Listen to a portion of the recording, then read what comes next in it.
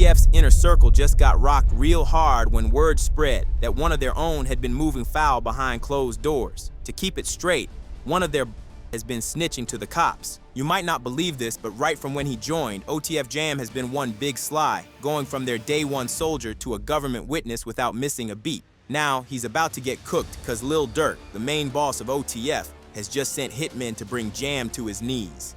Believe me, it's about to get real crazy. This is the story of how Lil Durk tried to OTF Jam for snitching on him. Let's take it from the top.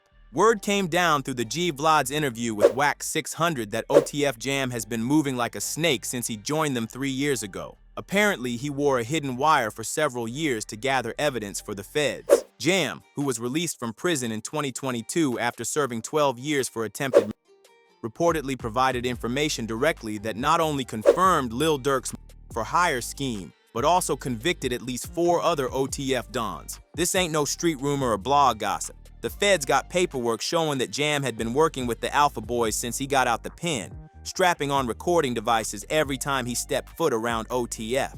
Just think about it. For years, this man has been sitting in studios, riding in whips, and chopping it up with his OTF homies while secretly helping cops build cases on them. And that's not all. Chicago rapper King Yella also claimed he heard OTF Jam implicate Durk in the Bowman's cousin, Lil Pab, as retaliation for King Von's death. In fact, Jam didn't just tell on Durk, he gave up the whole operation, naming names and dates about everything from the Quando Rondo hit to other moves that OTF had been plotting for years. The wildest part about this whole thing is how Jam managed to fly under the radar for so long. Social media has been going crazy with footage that showed Jam looking nervous and suspicious around Durk and other OTF members. Hey,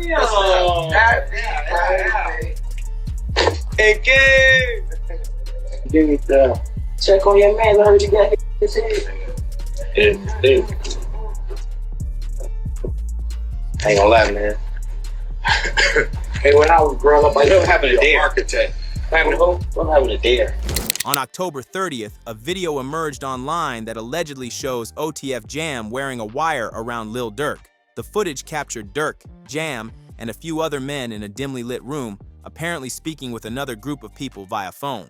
Fans have been analyzing every frame, pointing out how Jam had been moving differently and acting paranoid during conversations. He pulled his jacket funny, he kept talking behind his shoulders like a secret agent. Heck, he definitely was snitching. Even more damning evidence surfaced showing Jam in federal interrogation rooms, casually eating McDonald's while cooperating with investigators. Imagine a top G of OTF selling out his brothers for fast food and freedom. The feds got over 230 gigabytes of digital evidence, which includes audio recordings, video surveillance footage, and more than 20,000 pages of reports that are currently being processed for discovery. They also had recordings of specific conversations where Durk allegedly discussed putting bread on ops' heads, financial records showing OTF credit cards being used to book flights and hotels for steppers, and detailed timelines of who was where and when during the California slide. The way Jam got exposed was wild though. It wasn't no careful investigation or detective work that brought his snake moves to light. Dude basically told on himself through social media and his own nervous energy. While the Durk and others seemed to be enjoying themselves, OTF Jam appeared uncomfortable during what looked like regular studio sessions and hangout footage. He was always backing away or sitting quiet like a black sheep. The streets really started paying attention when old Instagram live clips resurfaced showing how Durk was treating Jam right after he got out of prison. These clips showed Durk showing mad love to his boy, giving him stacks and props for keeping it solid during his bid. But knowing what we know now, those same clips hit differently. They show Jam accepting bread and respect from the same man he was secretly building a case against. Steady crying, huh? He's steady crying. Feed him. Feed him. Get in the milk, bro. Get in the milk so baby mama get the trigger, bro. See that? Feed for my him. baby. That's really how y'all hold y'all babies, ain't it? I gotta hold my money like this. This too much. Crazy though. Motherfuckers sitting up there doing all this. Sneak this and the internet games and all this. Up some money, do something. Like, we winning, bro. I can do whatever it is I want to do, I can do it. Just buy what I want, do what I want. Y'all can't do that, bro. Goof Bro got out what? You know that How many you did it all? How many years I did it now? Yeah, that's your last bit. 12? 12. That boy popped out 12 years. 12 years. So much money. We really was just getting In order to just figure out the lanes, man. One viral clip that had the internet going crazy showed Durk on IG Live hyping up Jam and blessing him with $50,000 cash. The irony was too thick to ignore. Durk was publicly celebrating and rewarding the same dude who was privately recording every conversation for the feds. Now, comments have been flaring up with things like, been wearing a wire for Lil Durk's entire career. And it's crazy how OTF Jam wakes up every morning wearing a wire like it was some cologne. Gotta say, he does wear the wire like a cologne, strapped on 24/7. What really had people shook was realizing that Jam might have been working with the feds from the moment he touched down from prison. This wasn't a situation where he got caught and flipped. This was potentially a long-term operation where he was planted back into OTF specifically to gather evidence. He's been with OTF for over 2 years, meaning he's got at least 2 years worth of info tapped into records for feds. Industry insiders like Wack 100 didn't waste time calling out what they saw as obvious signs of cooperation. Wack explained how although Jam served his full 12-year sentence, his catching a second gun charge resulted in him snitching on Lil Durk. Nickname. Jam Now got he him put in a everyone in a jam. jam. Did 12 years. 12 got years. out, interviewed, said he kept it real, brought him cars, gave him 50,000. Right. This. Made mention that ain't no smut on his name. He ain't never been a rat. Caught a gun case, but eventually he flipped. Yep. When confronted with the allegations, Jam's responses only made things worse. Ain't lie to your face about OTF Jam wrote, directly addressing the rumors. He added, when the discovery comes out, you're going to see, I'm not how the feds got onto us or built their case. I'ma let the paperwork come out because it's gone, tell it all. Instead of denying the allegations outright, he was talking about discovery and paperwork like someone who definitely knew the ins and outs of federal cases. It's all clear, folks. Jam was a sick snitch. The Durk case. The federal case that brought down Durk reads like something straight out of a crime novel, but the betrayal cuts way deeper than any fiction could capture. Grammy Award-winning rapper Lil Durk was arrested in Florida on federal charges that he paid for the attempted 2022 revenge of rapper Quando Rondo at a Los Angeles gas station, a that resulted in the death of Rondo's cousin. Now, what makes this case real devastating for OTF isn't just the charges, it's how the feds got evidence. According to the indictment, several individuals tied to OTF helped with the plot and discussed payments before and after the alleged attempt on Bowman's life. On the same day, OTF-associated credit cards were reportedly used to book flights for several individuals involved to return to Chicago. But of course, how did the feds get this info? It all boils down to OTF Jam. Right. According to the indictment, multiple individuals tied to OTF coordinated the plot and discussed payments after the alleged attempt on Quando's life. The plan allegedly involved offering music industry opportunities and... The whole operation started with the November 2020 King Von at an Atlanta nightclub after Von and Rondo got into a fight. Records say a friend of Rondo's pulled a gun and shot Von several times. While Von was still bleeding his life out, the ops tried stealing his expensive necklace, but one of Von's crew ran to his rescue and helped stop it. Sadly, Von didn't make it. Now for Durk, King Von wasn't just another rapper from the block. He was his day one, somebody he watched grow from the trenches to the top of the charts. So how did he handle this? Authorities say Durk made it known that he would pay a bounty to anyone who Rondo. This wasn't no secret vendetta either. The streets knew Durk wanted revenge for Von's death, and when you got the resources and connections that OTF had built up, turning that anger into action becomes as easy as taking a lollipop from a baby. On August 18, 2022, Durk's team learned that Rondo was staying at a Los Angeles hotel. That day, 5 OTF members flew from Chicago to San Diego and then drove to Los Angeles with cash they got from Durk. This wasn't no spontaneous street revenge, it was a calculated business deal with flights, rental cars, weapons, and coordination across multiple states. The actual hit went down exactly as planned, except Rondo survived and his cousin Lil Pab took the bullets instead. The next day, the group allegedly followed Rondo and Robinson as they drove a Cadillac Escalade to a Los Angeles marijuana dispensary, a West Hollywood clothing store, and then a gas station across the street from the Beverly Center. There, one of the 5 allegedly parked his car behind the station so the others could easily ambush Rondo. They got out and opened fire. Robinson, who was standing outside the Escalade, but missing Rondo. That day, Durk allegedly texted an associate arranging the flights, saying, Don't book no flights under no names involved with me. Corcoran said there is video evidence that Durk was staying at a house in the San Fernando Valley that day. In other words, he wasn't exactly meant to be linked to the... So how did the cops get him? Well, even with all that planning and caution, Durk still got caught because somebody in his inner circle was recording everything for federal prosecutors. What makes this betrayal so devastating is how OTF Jam helped the feds build their case by providing inside knowledge that only family would have. Jam, who was released from prison in 2022 after serving 12 years behind bars for attempted, sat in meetings, heard conversations, and witnessed planning sessions while secretly building a federal case against the same people who welcomed him home from prison. The case got even more complex when Durk got arrested trying to flee the country. After their arrests, it was said that Durk booked 2 flights from South Florida airports, one to Dubai and one to Switzerland. He then booked a private flight to Italy, but was arrested in Miami before he could board it. To make it simple, this means that Durk knew the walls were closing in on him and that someone close to him had been feeding info to feds. The irony cuts deep when you realize how much Durk had invested in Jam after his release from prison. In an interview from last year with OTF Jam, he talked about how Lil Durk provided for him like a brother during his time locked up, taking care of his legal fees while he was fighting his case, bought him a house, car, and even gave him more than $50,000 in cash, which Jam admits was actually more. All that love, support, and financial investment was being repaid with secret recordings and federal cooperation. Believe me, it's a real big betrayal. From to betrayal. The relationship between Durk and Jam runs deeper than most folks realize, which makes the betrayal even more devastating for OTF. Amid Lil Durk's arrest, a 2023 interview with OTF Jam has resurfaced.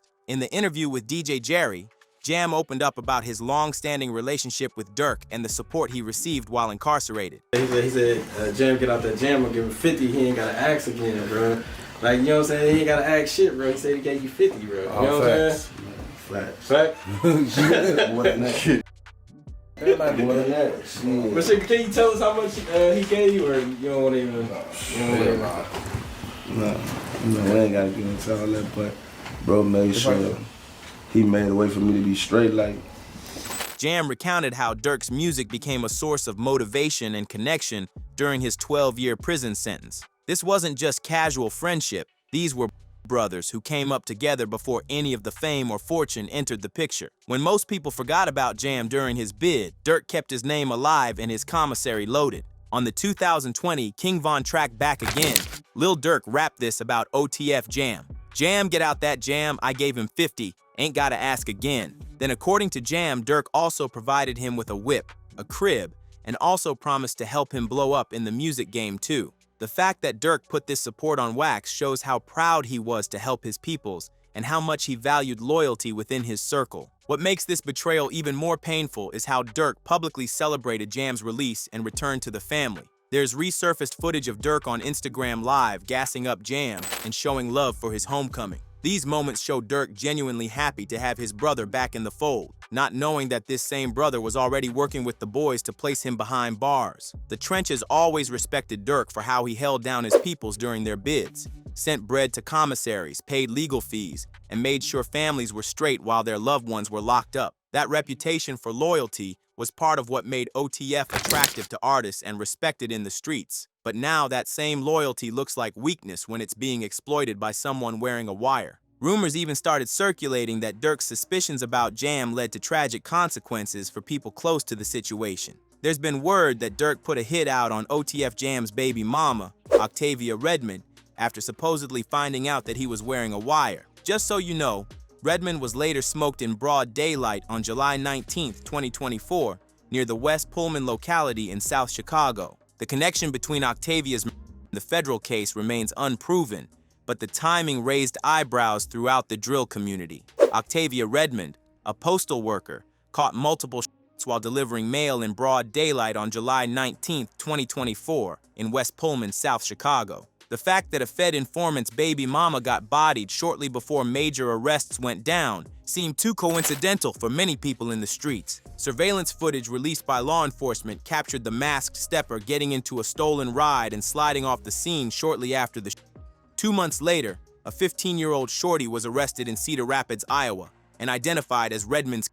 While the official investigation didn't connect the to any get back for Jam's cooperation, the streets drew their own conclusions about who might have ordered the drill. The ripple effects of Jam's alleged cooperation destroyed trust within the entire OTF organization. Members started questioning who else might be wearing wires, who else might be feeding information to federal investigators, and who could really be trusted with sensitive information. That paranoia and suspicion made it impossible for the crew to operate with the same level of openness and brotherhood they once had. Even worse, the betrayal made other artists and potential collaborators hesitant to work with OTF members, worried that their conversations might be recorded and used against them in future cases. The brand that Durk spent years building as a tight-knit family got tainted by the revelation that family members could turn into federal rats without warning. The reckoning. The fallout from Jam's betrayal has left the entire drill community shaken, but perhaps nobody more than OTF Jam himself. Ever since the federal indictments dropped and his name got connected to wearing a wire,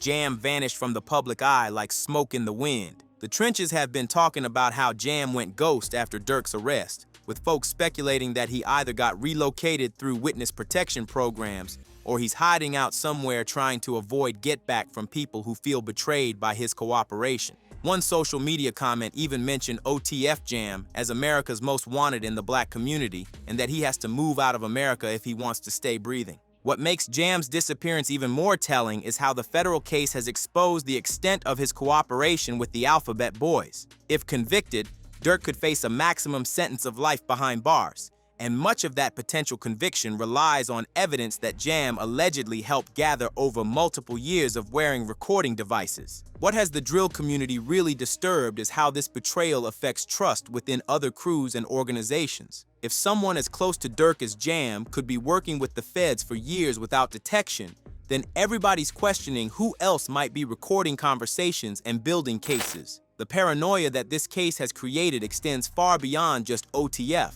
It's making artists across the drill scene move more cautiously and question long-time relationships. The case also shows how federal investigators are using sophisticated surveillance and rat operations to build RICO-style cases against rap crews. The level of detail in the indictments, including specific conversations, financial transactions, and travel records, demonstrates that law enforcement has been monitoring OTF's activities for years, possibly with Jam's help. Durk allegedly ordered TBS and the Steppers used bread from banks and OTF-related finances to carry out the drill. Bank and flight records show that an OTF member and close associate of Durk coordinated and paid for 5 co-conspirators to travel from Chicago to California on the day before the murder.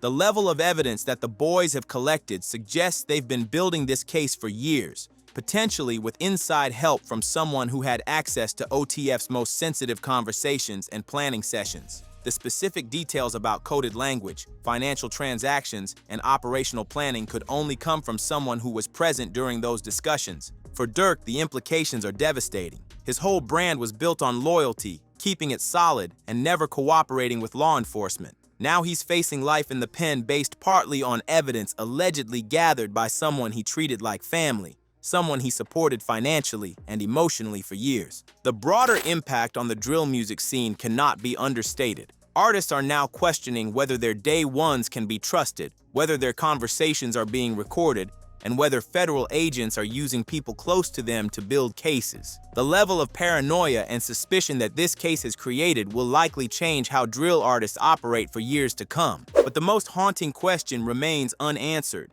If Jam was really wearing a wire for years, recording conversations and gathering evidence against his own, what does that say about loyalty in the drill scene? And if someone as connected and trusted as OTF Jam could flip, who else might be working with the feds while pretending to keep it solid? The streets ain't been the same since this news dropped, and they probably never will be.